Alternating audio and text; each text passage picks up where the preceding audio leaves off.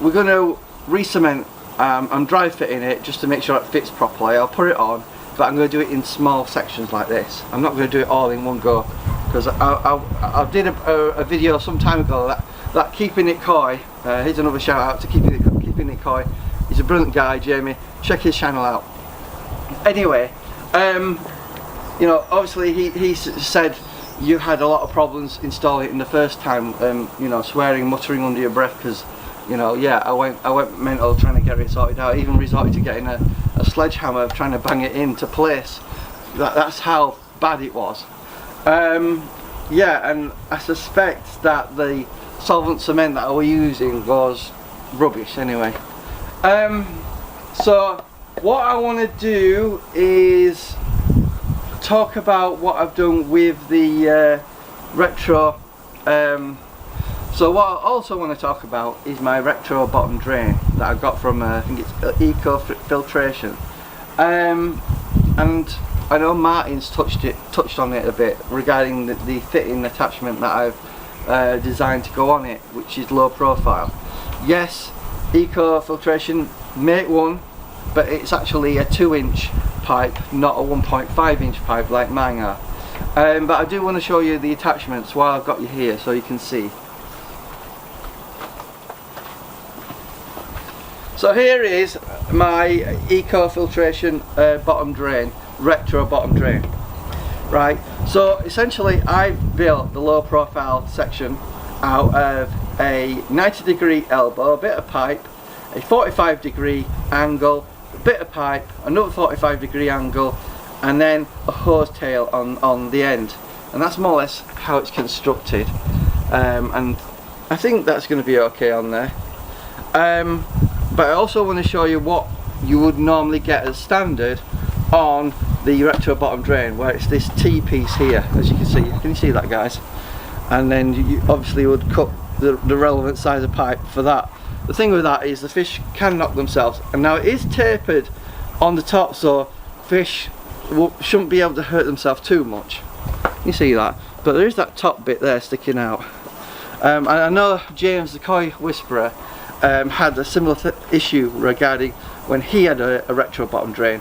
So in the end he eventually got rid of this and put, I think he had something like this eventually, and a lot of you guys are doing that as well, including Lo, L-O-A, I think her name is, Lou Margot. She's got a similar sort of thing. I noticed that she recently did a video recently where people were calling her Law, and I don't think she was too impressed with that. So if I pronounce your name, Lou, wrong, or if I got it right, let me know in the comments. But yeah, so yeah, you know, go and check out Lou Margot's Koi Interconnection, I think it's called, her channel. She's a fantastic lady, she does good videos. One thing I was a bit curious about though, is Lou talked to me about putting pumps in my pond, and I shouldn't really do that. I recently looked at her skimmer and she's put the pump inside her pond, so that's all that confused me while you were telling me not to put pumps in my pond, and yet you did, you know. It's a bit, just a little thing there. Anyway, he's give away something, and I hope this will be useful. I've offered this out to Keeping It Coy, but he said he didn't want to use it on his brilliant, fantastic Japanese pond, and fair enough, but I want to offer this to you guys. So here is a Simply Fish spillway box. I think I've got the sponge for it, but if I haven't, I'll find one that I've got and just cut it to size and send it with it. It has an attachment for a nozzle there. I think it's 25mm pipe it'll fit, something like that. Anyway, I'm not going to be using this because I replaced this with the Aquascape DIY skimmer box that we've got in the pond. I've showed you it before. So to anyone that's interested in this, if you just pay for the shipping cost, you can have this for free. They retail for about 25 quid. So I'm just giving it away for free in this video. You know, if a lot of people reply and say they're interested in this, what I'll do is I'll say something along the lines of what in your eyes is a great, fantastic pond? And the person with the best answer, I'll offer this to. But if no one else, if only one person says they're interested in this, you know, you can have this, no problem. Like I said, the retail for about 25 quid, but I have no need for it. There's nothing wrong with it. It's, you know, functional, you know, no major problems with it. But again, to everyone that's been leaving fantastic comments and supportive and been constructive with your criticism, just want to say a big thank you to everyone. Hopefully this video was a bit informative on what I'm doing. One thing before you go, I just want to talk about the air hose pipe, the silicone pipe that comes with these eco filtration retro bottom drains. They claim they're 8mm, the size of the tubing. It's not, it's 6mm. I had to correct the company on that and say, listen, you're actually telling people the wrong thing. It's actually a 6mm line. Most air pumps are supplied with a fitting that's 8mm. So you'll have to get like a reducer from 6 to 8 to be able to connect your 8mm line to this.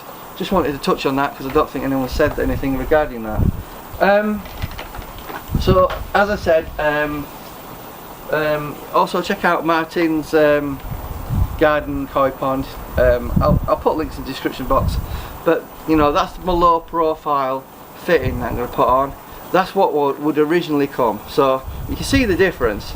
You know, obviously this is a bit higher and this is a bit lower, and obviously it's curved, so fish aren't going to bang themselves against it that much, or it's not going to hurt them. But on that, there is the potential to hit the tops of it, I suppose.